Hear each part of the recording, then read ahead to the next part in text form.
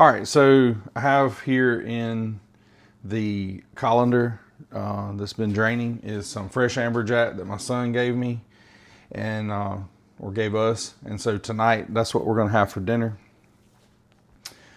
He caught this, I guess, I say fresh, it was a couple weekends ago. He had it vacuum sealed and in the freezer. But some of these pieces are large, so we're gonna take them down to chunk size pieces, more like this here. And that way it fries more evenly and it's more bite size. So I'm just gonna go through here and cut these up into some nugget sized pieces, just so that it fries more uniform. Okay, so I went ahead, I've got some oil in here that we had fried some fries in once before. So I'm not gonna dirty up more oil to fry the fish, but I'm gonna go ahead and get this heating up. So while I get my fish fry mixture ready, and I'm not gonna go on all the way high, I'm gonna put it on about medium high. But just enough in this enamel cast iron Dutch oven so that I don't get a lot of splatter on my stove, and it's very shallow. Fry on one side, flip it once, fry on the other, and then be done. So we also got some broccoli cooking. We've got some wild rice cooking to go with this tonight. So what I have over here is a spice mixture: paprika, garlic powder, onion powder, salt, black pepper, cayenne pepper. And it's a tablespoon, teaspoon, teaspoon, teaspoon, half a teaspoon, and about 1/8 of a teaspoon of cayenne. And you can change that based off of your taste. If you like it hotter, you can make it hotter. But we're making this gluten-free. So fish fry, which, you know, a lot of folks need that nowadays. I'm gonna start with a base of 1 cup of fine corn flour, or masa, if you use that for making your own homemade corn tortillas. So I'm gonna start with a cup of that, and then I'm gonna come to my cassava flour, a 1/3 cup of that, and add to the cornmeal, or it's corn flour rather, the masa. And then I'm gonna add just a little bit of this arrowroot. I think this will help make it stick a little bit better. And I'm only gonna do maybe that much of a 1/3 scoop, so I'm not really measuring that one, just to add in there to give a little extra. And then I'm gonna add my seasoned mixture to it, and I'm gonna mix it up.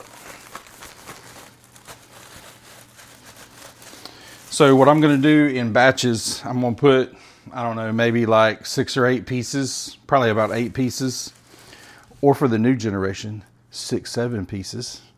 And I'm going to put that in my oil and get it ready to fry. All right, so we're gonna go ahead and get some pieces in here. I don't know, just some.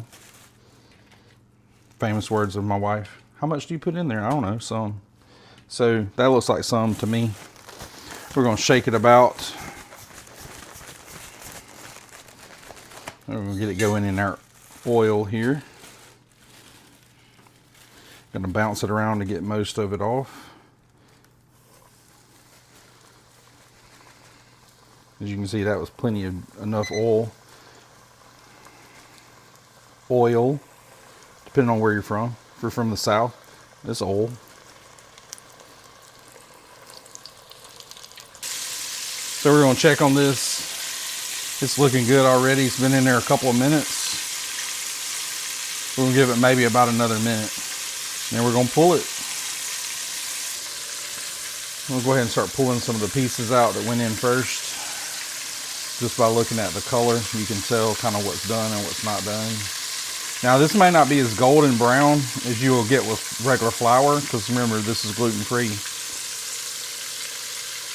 But I think it's gonna be just as good.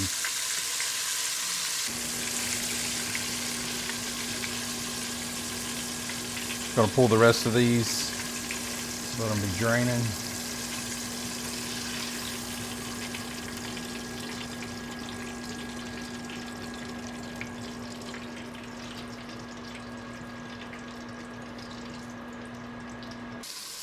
All right, we got the last of our amberjack, or some people so affectionately call AJ. Gonna pull up out of the grease, go to the paper towel.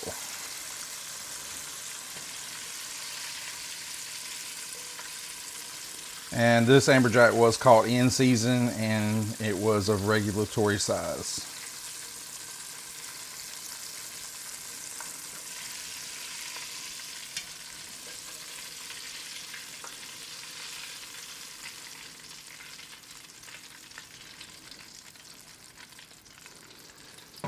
All right, there's our amberjack. I'm gonna pull one of these pieces that's already had a chance to cool, and I'm going to taste it. So instead of chicken nuggets, got some amberjack nuggets.